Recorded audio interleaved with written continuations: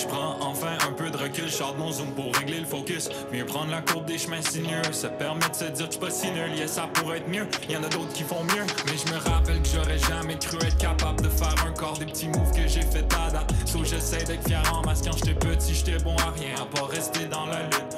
Je me dis que je suis parti de loin au lieu de me perdre dans la brume. What's up tout le monde, c'est Parkawan. Il y a eu un nouvel événement de Battle Rap francophone au Québec. Donc je vais vous faire un petit review de ça. C'était le premier round du tournoi DMS.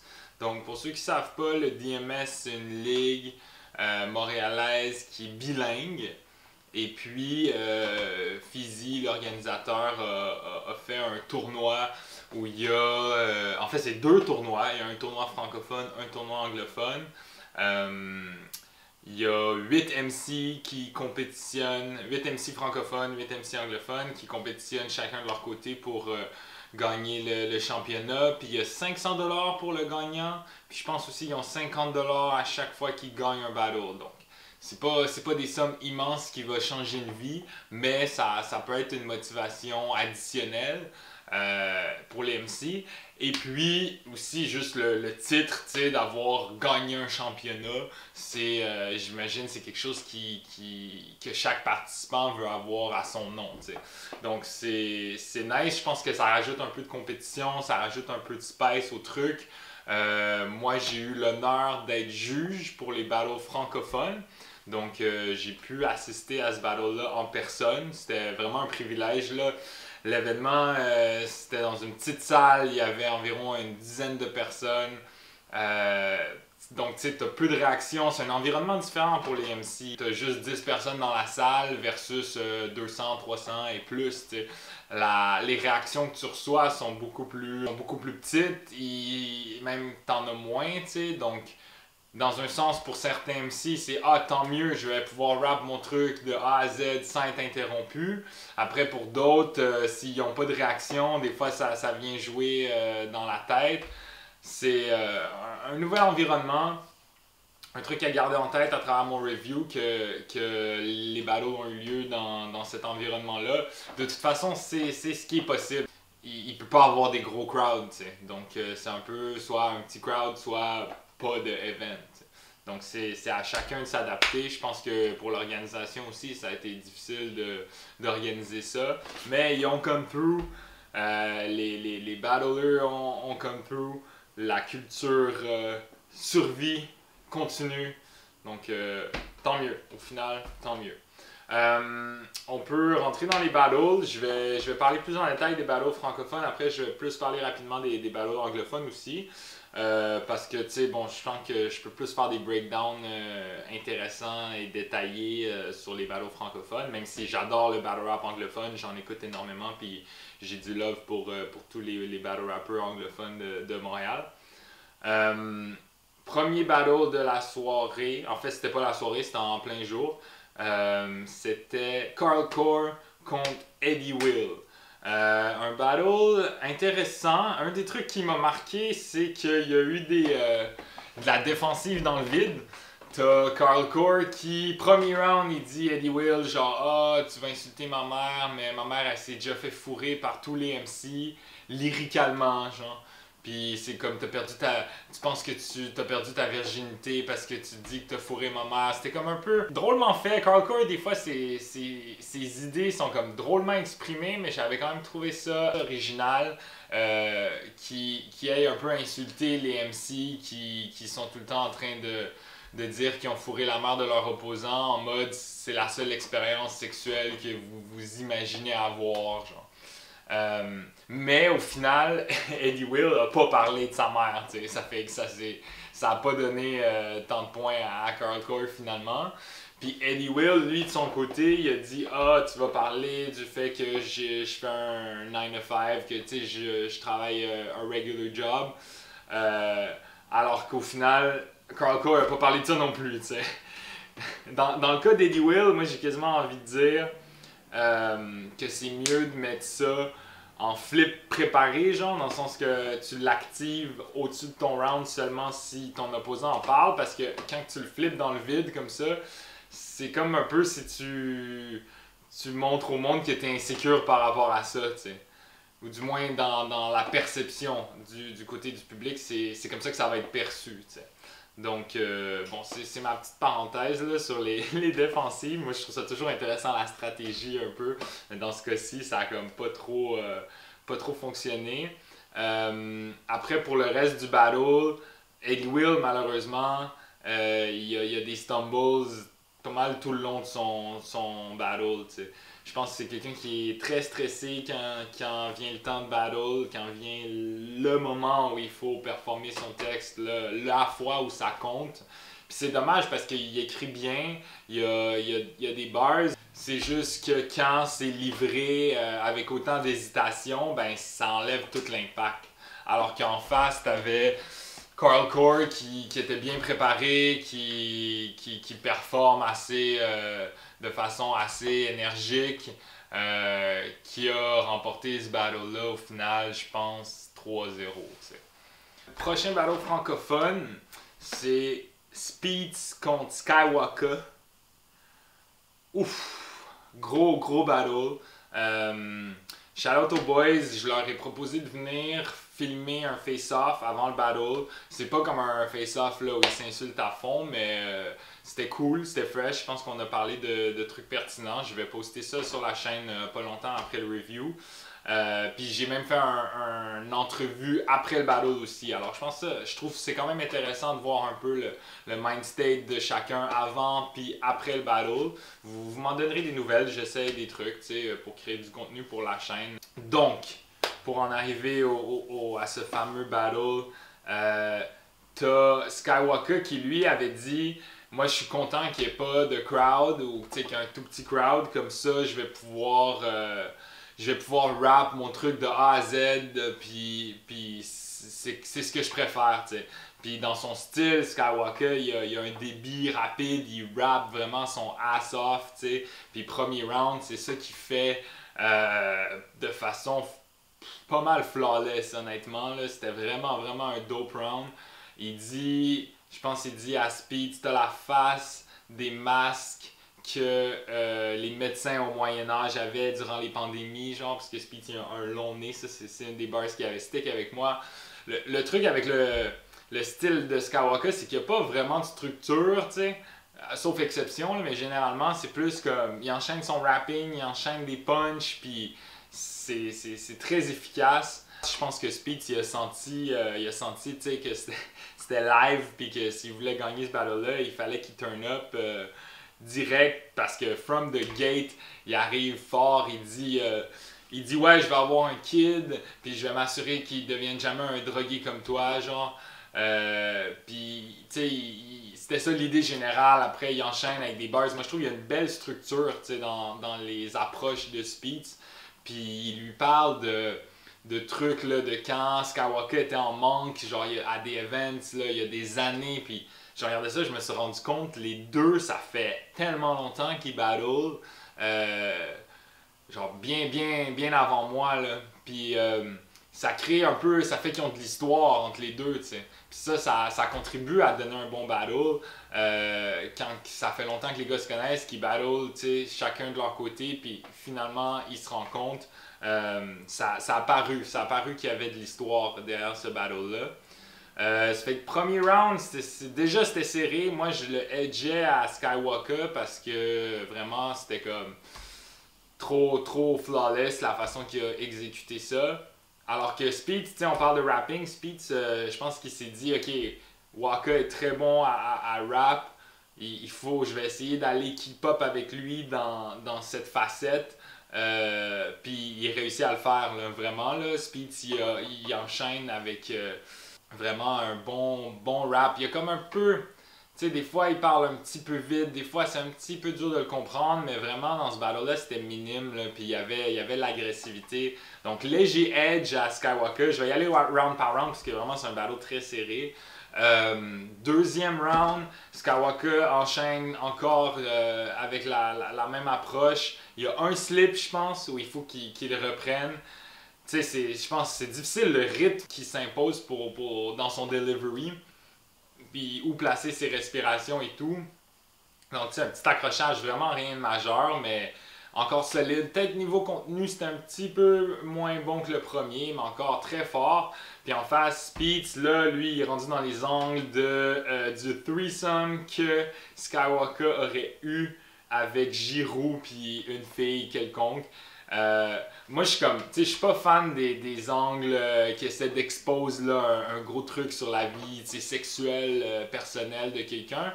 Mais dans le battle Skywalker contre Giroud, Skywalker en parle lui-même, tu sais, de ce fameux threesome. Donc, au moment où ça a été comme adressé comme ça dans un battle, ben, c'est dans l'imaginaire collectif des fans de battle rap. Donc, je pense quand même que c'est fair play d'utiliser ça. Puis en soi, c'est pas une insulte, t'sais, il a fait un threesome, il peut bien vivre sa sexualité comme il veut, mais Speed a réussi à faire des bons punchs. Après, c'est mon téléphone qui vient de tomber. C'est un terrain fertile pour faire des punchs, des jeux de mots, genre les trucs sexuels. T'sais. Puis Speed l'a vraiment bien fait, puis il prend ce deuxième round-là à mes yeux. Donc, c'est 1-1 going into the third. Et puis, troisième round, t'as Skywalker qui était déjà rendu loin dans son verse, mais qui reprend une line, puis qui n'arrive pas à poursuivre, puis qui call time. T'sais. Donc, une fois que t'as mis dans notre tête que t'as fini sur un fuck-up, c'est sûr que ça fait mal, ça enlève des points, puis ça s'est joué là-dessus. Là. Si Skywalker n'aurait pas fuck-up, je sais pas à qui j'aurais donné le battle, mais je l'ai donné à Speeds pour sa constance. Je sais que Chrome l'a donné à Skywalker. Puis Melissa de l'organisation DMS l'a donné à Speeds aussi. Donc c'est Speeds qui a gagné ce battle-là. Prochain round du tournoi, ça va être Speeds contre Carl Core. Donc j'ai hâte de voir la suite. Mais vraiment, gros shout-out aux deux MC qui ont amené du gros shit. Vraiment une forte perfo des deux bords dans ce battle-là. Je pense que n'importe quel fan là, du Word Up devrait aller checker ce battle-là. Chez Fizzy, il est release sur Patreon en premier. Je pense qu'il va les release vraiment bientôt sur Patreon. C'est 5$ pour avoir accès à toutes les battles du tournoi. T'sais. Alors, vraiment, moi je suis pas payé pour dire ça, là, mais je pense que ça vaut la peine. Si vous êtes fan de battle rap, rendez-vous service, dépensez 5$ pour aller écouter un battle qui a eu lieu en 2021. Là. Tu vas au dépanneur, t'achètes un sac de chips, ça te coûte 5$. Ça fait que si t'es passionné par une culture comme le battle rap qui est petite, puis qui peut utiliser n'importe quel support qu'elle reçoit, vraiment, là, moi j'encourage le monde à aller support le DMS.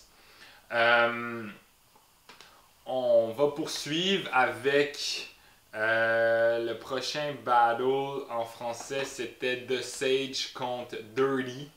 C'était un battle où tu voyais que les deux gars avaient la hargne.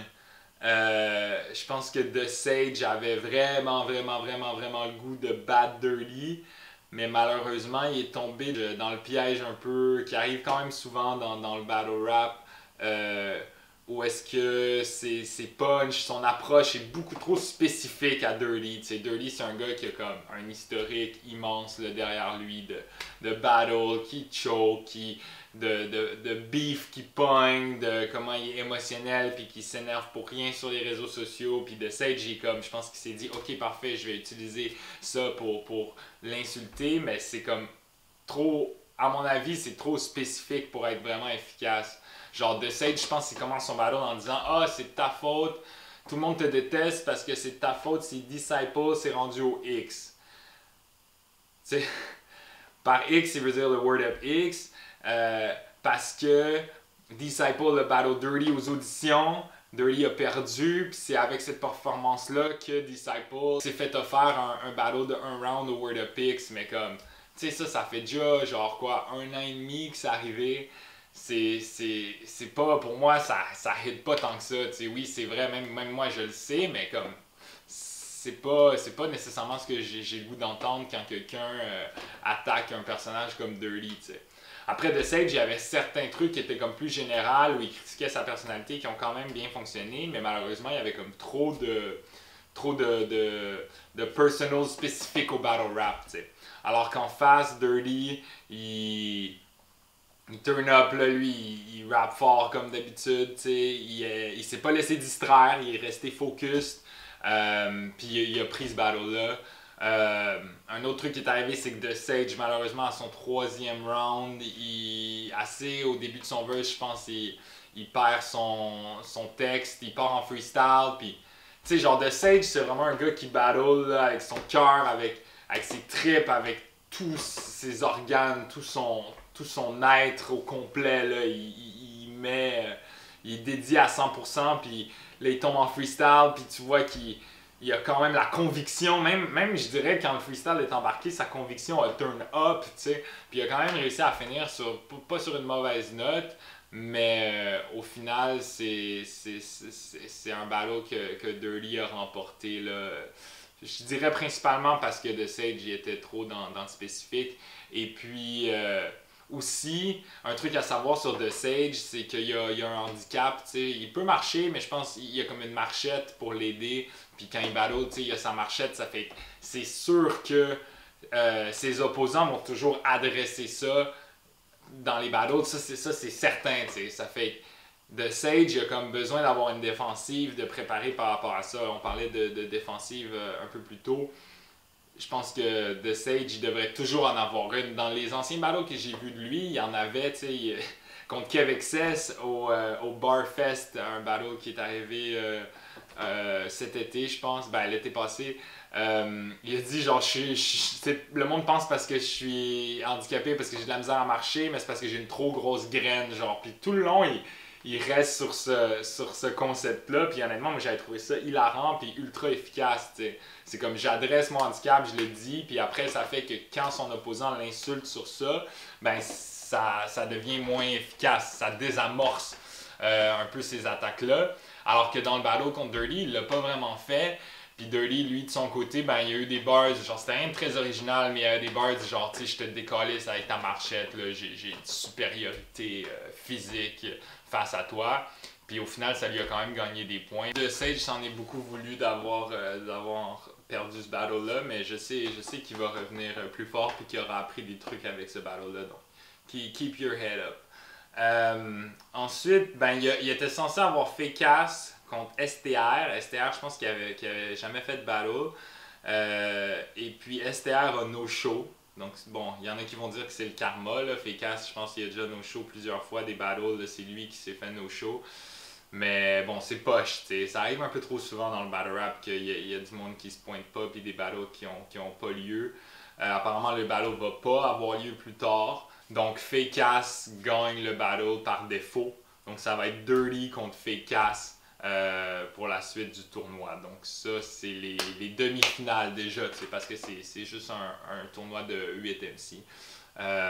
Donc j'ai hâte au prochain event, j'ai hâte de voir la suite, j'ai hâte de voir qui va gagner le 500$ et le titre du champion d'IMS.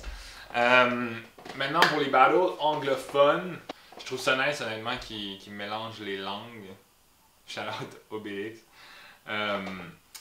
C'est ça qui prennent des battles dans les deux langues. Je pense que c'est représentatif de la scène hip-hop montréalaise où vraiment tu entends du rap en français, en anglais, même en espagnol. C'est sûr que ça divise le public cible, mais comme je dis, représentatif de notre scène. So, shout out à ODMS pour ça. Il y a eu Napalm Sean contre Prophet. C'était un très très bon battle. Je pense que Napalm, c'est un gars qui a fait plusieurs battles déjà, qui a quand même une certaine expérience.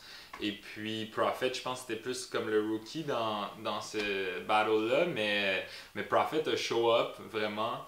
Il est arrivé il est arrivé préparé avec de l'agressivité, puis en face de Napalm qui était comme un peu plus laid back, mais en même temps, des fois, être un peu plus laid back, ça montre une expérience, tu sais, ça paraît que la personne est plus à l'aise, puis je pense que ça l'a peut-être un peu aidé. Au final, c'est Napalm qui a gagné le battle. Un des bars qui m'a marqué, c'est, puis je pense qu'il a marqué les autres personnes dans la pièce aussi, c'est I'll break your rib in, ta côte à l'intérieur. I'll break your rib in like I'm ending a marathon.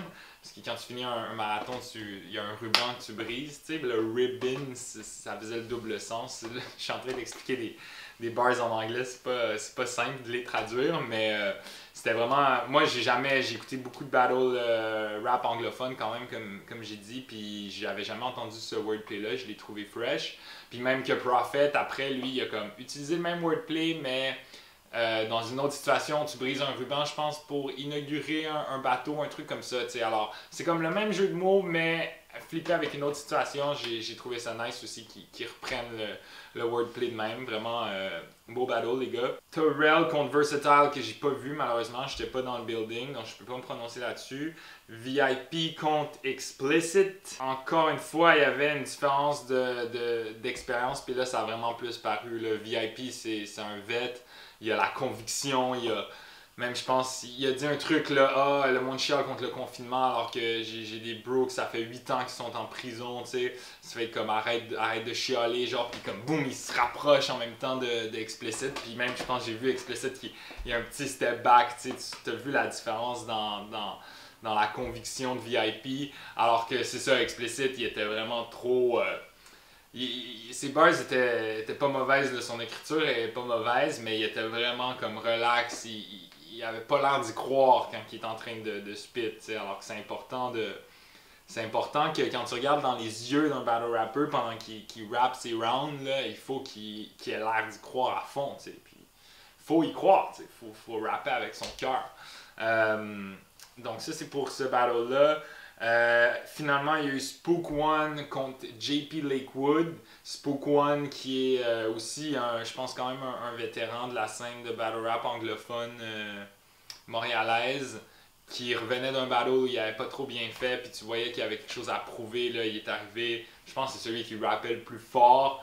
Ses rimes, son flow, c'était très très très clean aussi. Moi, je pense que l'agressivité, l'affaire, c'est que les 3 rounds, il rappe fort, là, comme tout le long. Des fois, moi, je pense que switch it up, tu sais, RBC, puis ça, vous promoter, ça aide à ce que ça redevienne surprenant quand la personne est en train de turn up, devenir, genre, agressive, qu'elle parle fort. Mais bon, ça, c'est juste un petit conseil, tu sais. Alors qu'en face, JP Lakewood, je pense que c'était son 2e battle en anglais. D'habitude, il rappe en français. J'avais peur qu'il se fasse body. J'ai regardé le premier round de Spook One, puis j'étais comme ouf, j'espère que JP va réussir à faire de quoi. Puis effectivement, je pense que quand il a vu l'énergie de Spook One, il a turn up lui aussi, puis il a amené. Il a une bonne écriture en anglais vraiment, puis ça flow assez. De façon assez fluide, là. Il y a quelques slips, mais genre en français, il y en a plus. T'sais, moi, je l'ai trouvé meilleur en anglais, puis au final, il s'est bien défendu. J'ai une petite entrevue avec lui aussi que je vais sortir. So, shout out aux boys pour ce battle-là. Shout out à l'organisation de m'avoir reçu pour le judging. J'ai hâte à la suite. Restez à l'affût. S'il y en a qui se demandent, mes auditeurs français, oui, je vais faire un review du Takeover 2 quand ça aura lieu. J'ai déjà cop mon pay-per-view. Je pense que je vais faire une vidéo de prédiction aussi. Je vais essayer de me mouiller un peu, comme vous dites. Je pense que ça fait le tour. Par contre, on est out. Prenez soin de vous. Ciao! Sur mon âge, mais jamais âge. Un petit gars très peu âgé, jamais trop peu âgé. Il est toujours sur mon âge, mais jamais âge. Un petit gars très peu âgé, jamais trop peu